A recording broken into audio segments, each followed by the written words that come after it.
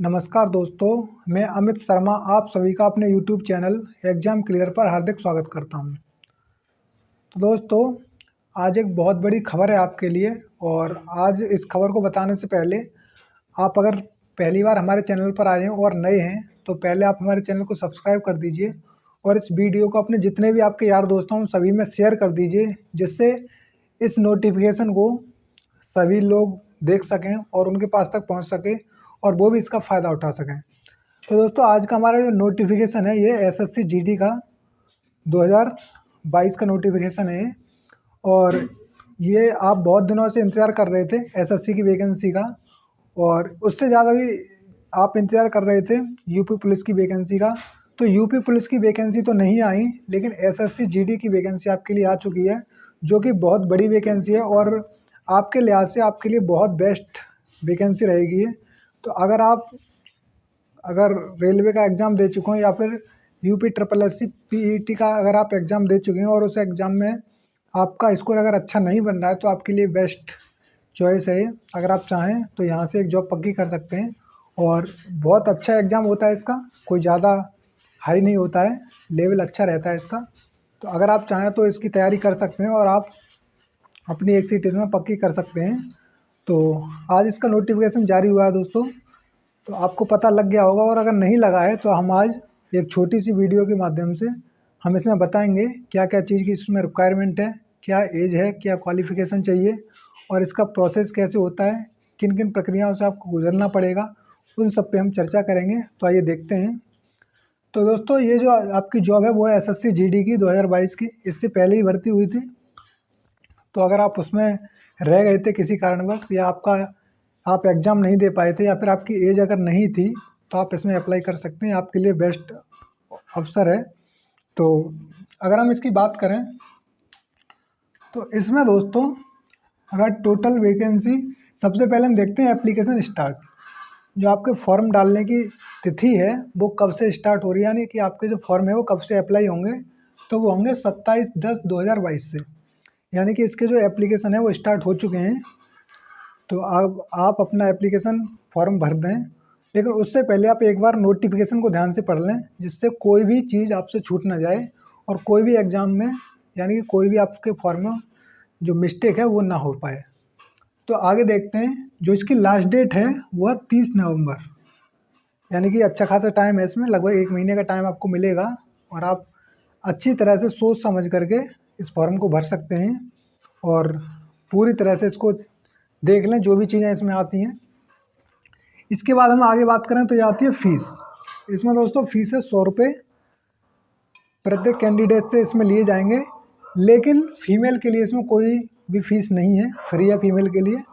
तो जितनी भी गर्ल्स हैं उनके लिए बहुत अच्छा है, क्योंकि फ़ीस उनकी कोई भी नहीं लगेगी। तो ज़्यादा से ज़्यादा संख्या में फॉर्म अप्लाई कीजिएगा आप, अगर आपकी एज है तो। आगे अगर हम बात करें एलिजिबिलिटी की, तो इसमें आपको 10th पास होना चाहिए, आप किसी भी मान्यता प्राप्त बोर्ड से हाई स्कूल होनी चाहिए, चाहे आपके पास कोई भी सब्जेक्ट रहा हो, लेकिन हाई स्कूल कंपलसरी है इसमें। इससे मार्क्स का कोई भी लेना देना नहीं है, यानी कि अगर आपके चाहे 40% हों या 45% हों, चाहे आपके 80% हैं, कितने भी हों, बस आप पास होने चाहिए किसी भी हाई स्कूल बोर्ड से, चाहे आपका कोई भी बोर्ड रहा हो, चाहे सीबीएसई हो या फिर यूपी बोर्ड हो, तो जो भी आपका बोर्ड हो। फिर आगे अगर हम बात करें इसमें एज की, तो दोस्तों इसमें एज है जनरल के लिए है 18 से 23 वर्ष। इसमें जो एज होती है वो 18 से 23 वर्ष होती है और यही इसमें जनरल के लिए है भी।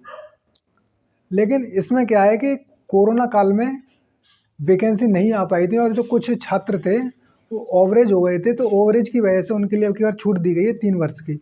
तो अगर आपकी एज 23 साल है और तो उसमें +3 ईयर कर दीजिए, क्योंकि इसमें 3 साल की छूट दी गई है। तो अगर 23 साल है तो उसमें +3 करके 26, यानी कि 26 तक आप भर सकते हैं। जनरल का कोई भी कैंडिडेट जिसकी आयु 23 है तो वो 23 से कम वाला तो डाल ही सकता है, जिसकी 18 से ज़्यादा और 23 से कम है। लेकिन जिसकी 23 से ओवर जा रही है तो वो चेक कर ले कि अगर मान लीजिए किसी की 23 ईयर है तो वो उसमें +3 कर दे। तो कहने का मतलब यह है कि 26 तक वो अप्लाई कर सकता है जनरल का स्टूडेंट। वहीं पे अगर हम ओबीसी की बात करें तो उनके लिए भी 3 साल की छूट है। तो जनरल और ओबीसी के लिए तो सेम ही है। अगर हम बात करें एससी एसटी की तो उनके लिए 5 साल की छूट है, यानी कि अगर उनकी 23 साल है तो उनके लिए हो जाएगी वो 23 साल है तो उनके लिए हो जाएगी 5 साल की छूट, यानी कि 28 साल, इस तरह से। तो जो भी आपके लिए छूट मिलती है यहाँ पे लिखा हुआ है ओबीसी एससी एसटी के लिए 3 साल और 5 साल की छूट है। इसके अलावा यहाँ पे आपको डबल छूट मिल जाएगी। क्यों मिल जाएगी, देखिए जैसे जनरल की तो सेम ही रहेगी, अगर 23 साल है तो 23 से 3 प्लस यानी कि 26 साल हो जाएगी। और अगर हम बात करें ओबीसी की तो ओबीसी के लिए 3 साल की छूट है, यानी कि 26 साल तो ये हो गई जो सरकार की तरफ से कोविड की वजह से जो 3 साल दी गई हैं, तो 26 तो ये हो गई उनकी, प्लस इसमें 3 ईयर उनके लिए और है जो आपके लिए जो एज रिजर्वेशन है उसमें दिया जाता है आरक्षण में, तो +3 और कर दीजिए इसमें, यानी कि आपके लिए 29 एज हो जाएगी इसमें। वहीं अगर हम SC ST की बात करें तो इसी तरह से आपका ST ST का भी होगा। कैसे होगा, जैसे देखिए मान लीजिए अगर आपकी एज 26 है तो इसमें 5 साल का तो एज रिलैक्सेशन हो गया ये, और प्लस 3 साल इसमें सरकार ने जो कोविड की वजह से फ्री करी है तो 3 साल ही हो गई। तो अगर आपकी एज 26 और 5 कितना होगा 31, यानी सॉरी यहाँ पे 23 आएगा क्योंकि SC के लिए 3 साल की छूट नहीं है। तो यानी 23 ईयर तो लास्ट होती है, यानी 18 से 23 तक। तो अगर आप SC ST के कैंडिडेट हैं तो 23 में +5 जोड़ दीजिए, जो कि आपको 5 साल की छूट यहाँ पे मिलती है, तो 28 हो गई। और 3 साल ये सरकारी तरफ से जो कोरोना काल में आपकी एज बढ़ गई थी तो जो फ्री दी गई है, यानी 3 साल की जो छूट दी गई है वो ये रही आपकी। यानी कि आपकी उम्र अगर 31 साल है, 23 और 5 28, 28 और 3 31, यानी कि अगर आपकी एज 31 साल है तब भी आप फॉर्म फिल कर सकते हैं अगर आप SC ST के कैंडिडेट हैं तो। और अगर आप OBC के हैं तो आप 29 तक कर सकते हैं, और अगर आप जनरल के हैं तो आप 26 तक कर सकते हैं। तो ये चीज़ आपको यहाँ पे ध्यान रखनी है। इसके बाद हम चलते हैं इसमें नंबर ऑफ़ वैकेंसीज पे, यानी कि जो इसमें वैकेंसी की संख्या है वो है 24,369 वैकेंसी। 24,000 पहले ही भर्ती इसमें हो चुकी हैं और 24,369 वैकेंसी फिर से हैं। बहुत बड़ी वैकेंसी है आपके लिए। फिर इसमें आता है फिजिकल। ज़्यादा हार्ड नहीं होता, सिंपल फिजिकल होता है इसका। तो उसके लिए मेल के लिए 5 किलोमीटर की रनिंग है इसमें, जो कि 24 मिनट में उन्हें पूरी करनी है। वहीं अगर हम फीमेल की बात करें तो फीमेल कैंडिडेट के लिए 1600 मीटर की दौड़ है, जो कि 8.5 मिनट में उनको करनी है। तो ये तो होगी उनकी जो है रेस, जो रनिंग होती है फिजिकल। अगर हम हाइट की इसमें बात करें तो मेल कैंडिडेट के लिए 170 सेंटीमीटर है जो जनरल और OBC से आते हैं उनके लिए 170 सेंटीमीटर है। या फिर अगर EWS के भी हैं तो उनके लिए भी एज रिलैक्सेशन में या फिर हाइट वगैरह में कोई भी छूट नहीं है उन्हें, सिर्फ 10% आरक्षण है, बाकी जो चीज़ें सभी के लिए हैं वो उनके लिए भी हैं।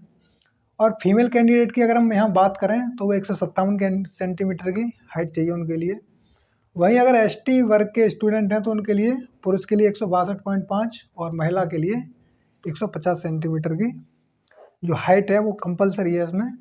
तो ये चीज़ तो हो गई आपकी जो मेन चीज़ थी। अब आइए आगे हम देखते हैं कि इसमें क्या क्या आएगा और इसमें किस तरह से इसका पहले एग्ज़ाम होता था और इसमें अब क्या चेंजिंग हुई है।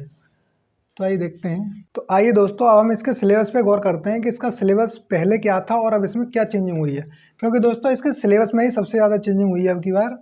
तो अगर हम यहाँ पे देखें तो इसमें मैथ पहले भी आता था और अब भी आएगा, नंबर 1 पे मैथ आता है इसमें। और अगर सेकंड की बात करें तो फिर आती है इसमें रीजनिंग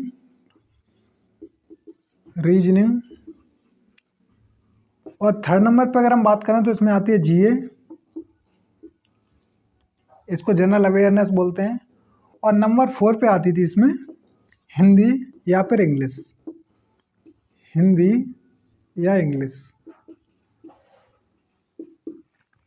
ये ऑप्शनल होता है, अगर आपको हिंदी करनी होती थी तो आप हिंदी कीजिए और इंग्लिश करनी होती थी तो इंग्लिश करते थे इसमें। और वही सेम प्रोसेस आगे भी रहेगा, यहाँ पे भी वही है कि यहाँ पे मैथ भी है, इंग्लिश भी है, यहाँ पे जीए भी है, रीजनिंग भी है यहाँ पे,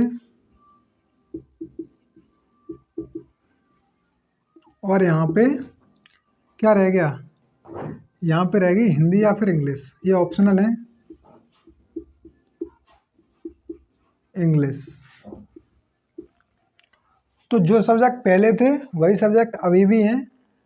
तो इसमें चेंजिंग क्या हुई है, तो चेंजिंग ये हुई है कि पहले क्या होता था, इसमें 25 के क्वेश्चन मैथ के आते थे, 25 क्वेश्चन इसमें रीजनिंग के आते थे, और 25 क्वेश्चन जीए के आते थे, और 25 क्वेश्चन इसमें हिंदी या फिर इंग्लिश के आते थे। और टोटल अगर हम देखें तो उसमें 100 क्वेश्चन आते थे जो कि 100 मार्क्स के होते थे। और अगर टाइम की बात करें तो ये होती थी हमें 90 मिनट, 90 मिनट मिलती थी, और उसमें हमें 100 क्वेश्चनों का अटेम्प्ट करना होता था। सभी सेम क्वेश्चन होते थे, यानी कि 25-25 क्वेश्चन सभी सब्जेक्ट से आते थे, और ये हमारा पैटर्न रहता था पहले। लेकिन अब इसमें चेंजिंग क्या हुई है, तो सबसे बड़ी जो चेंजिंग इसमें हुई है वो ये है कि अब इसमें क्वेश्चन जो आएंगे वो आएंगे 20-20 क्वेश्चन, 20 क्वेश्चन इसमें, 20 इसमें, 20 इसमें और 20 इसमें, 20-20 क्वेश्चन सभी में आएंगे।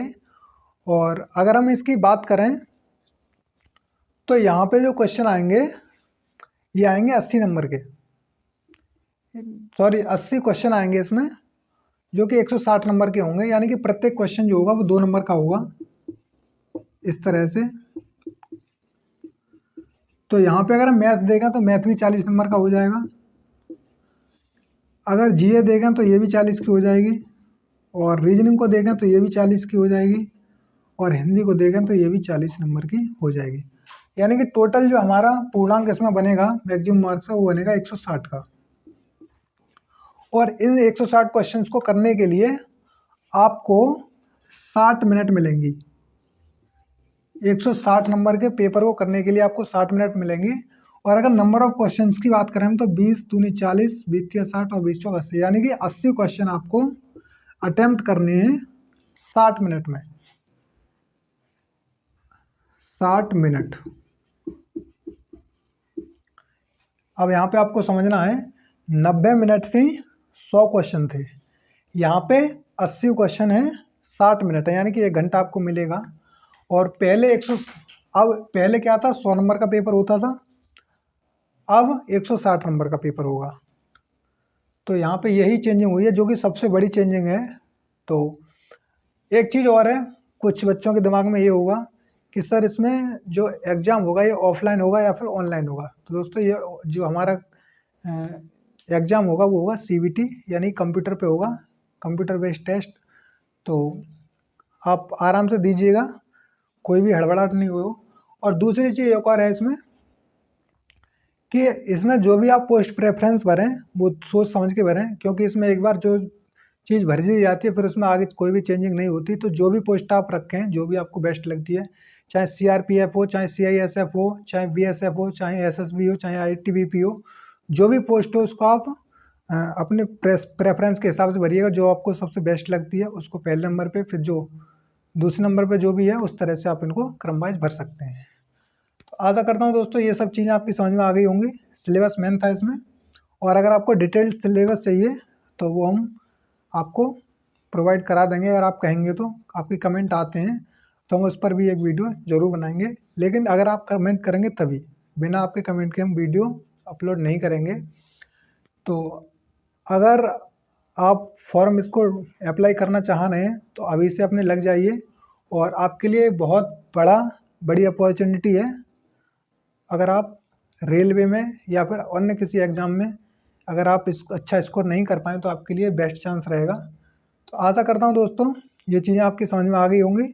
फॉर्म को भरते समय आपने जो भी डॉक्यूमेंट वगैरह बनवा रखे हैं वो डॉक्यूमेंट नहीं चलेंगे। अब जो सर्टिफिकेट वगैरह हैं आपके, वो नए सर्टिफिकेट बनवा लें, लेटेस्ट होने चाहिए, फ़ोटो भी आपके नए होने चाहिए। तो कोई भी गलती इस बार ना हो जाए दोस्तों। और इसमें एक चीज़ और रहेगी, नेगेटिव मार्किंग। कुछ बच्चों के दिमाग में आ रहा होगा क्या इसमें नेगेटिव मार्किंग भी है, तो हाँ इसमें अब की बार नेगेटिव मार्किंग है, यह है 0.50। तो 0.50 का मतलब ये नहीं है कि आपने अगर एक क्वेश्चन किया तो उसमें से आधा नंबर कट जाएगा, यानी कि 2 नंबर का क्वेश्चन है तो वहाँ से आपका 1 नंबर कट जाएगा, ऐसे तो नहीं होगा। आधे नंबर का मतलब है कि अगर आप एक क्वेश्चन सही करते हैं तो उसमें से आधा नंबर काट लिया जाएगा, यानी कि उस पर 2 नंबर मिलेंगे और 2 में से आधा नंबर कट जाएगा तो आपको यानी कि 1.5 नंबर मिल जाएगा। कहने का मतलब ये है, आप इसको अगर सरल भाषा में समझें तो ये आपकी 1/4 की नेगेटिव मार्किंग है। अगर आप 4 क्वेश्चन गलत करते हैं तब आपका एक क्वेश्चन कटेगा, जो कि पहले भी होती थी, नॉर्मल सी है, कोई विशेष ज़्यादा नहीं है। तो यही दोस्तों आपको बताना था और आशा करता हूँ ये चीज़ें आपके समझ में आ गई होंगी। SSC GD की वैकेंसी है और 24,369 वैकेंसी है, बहुत अच्छी वैकेंसी है। तो अगर आपको दोस्तों ये वीडियो अच्छी लगी हो तो लाइक शेयर सब्सक्राइब और कमेंट जरूर करें, और जितने भी आपके यार दोस्त हैं उन सभी के पास इस वीडियो को भेज दीजिए। हमने कम समय में और ज़्यादा चीज़ों को इसमें इंक्लूड किया है जिससे आपका टाइम ज़्यादा ख़राब ना हो। और अगर आपको इसकी तैयारी चाहिए तो मैथ और रीजनिंग की क्लास हमारे चैनल पर चल रही हैं। तो उससे क्या होगा, उसमें जो लेवल रहता है इसमें 10th लेवल का, उसी 10th स्टैंडर्ड के लेवल से ही हम आपको यहाँ पे क्लास को प्रोवाइड करा रहे हैं। तो अगर आप यहाँ से अगर तैयारी करना चाहें तो कर सकते हैं, जो कि आपके लिए बेस्ट रहेंगी, क्योंकि रेलवे भी 10th क्लास से उसमें फॉर्म अप्लाई हुए थे और इसमें भी 10th क्लास से हो रहे हैं, तो लेवल दोनों का सेम ही है। तो इसलिए आपके लिए यहाँ पे बेस्ट क्लास हैं। और प्रीवियस ईयर क्वेश्चंस को ज़्यादातर इंक्लूड इसमें किया गया है, जो क्वेश्चन पिछले एग्जाम में आ चुके हैं, तो आप पढ़ के देखिएगा। तो इसी के साथ दोस्तों पढ़ते रहिए और फॉर्म को अच्छे से फिल कीजिएगा। तो दोस्तों लाइक शेयर सब्सक्राइब कमेंट जरूर करें। धन्यवाद दोस्तों, जय हिंद।